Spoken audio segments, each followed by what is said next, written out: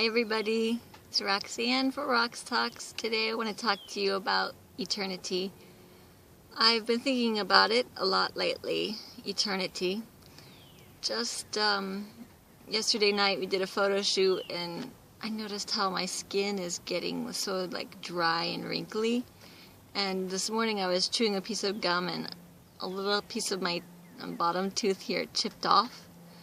And another piece of my tooth chipped here, and I just felt so old, and my hair is getting gray, and sometimes I think about some of the bad things that I've gone through, and not, anything horrible, just like people being mean to me or struggles with relationships.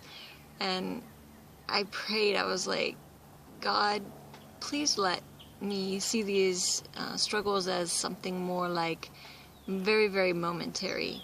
And our pastor at the church that we're going to here in Jacksonville, Chuck Peterman, he has this object lesson that he brings to church every so often, and it has it's like a big stick, and on the end of the stick is like a very thin piece of twine wrapped around like thousands and thousands of times. And I don't know how many miles that string is, but anyway, he holds up a little piece of it, on the end of it, he has some red tape, and he says, this little piece is our life, and the rest of this twine is eternity, and in fact, eternity times infinity, because you can't even represent it, it's so long. And I really prayed this week that I would have some kind of eternal mindset, and God gave me some verses from Revelation that I can really look at my life and say, this is just a very temporary thing. I want to be bold for the Lord. I want to do the right thing. I want to give up the material things in this world because I have my eyes set on Jesus and the time I'm going to spend with Him in heaven. And He brought this verse to me. The Lord brought this verse to my mind that I've been trying to memorize. It says, and there will be no more night, and they will not need the light of the lamp or the light of the sun to give them light, for the Lord God will be their light. Something like that.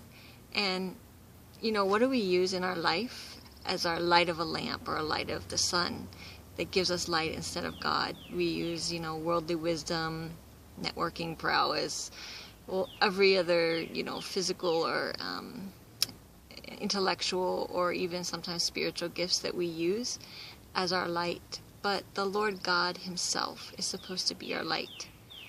And I just want to see that light and look at Jesus and look at the Lord and look at what He's preparing for me and say, even if they grab a hold of my hands and nail them to a cross, I will look into the Lord's face and that He will be my light in this darkness.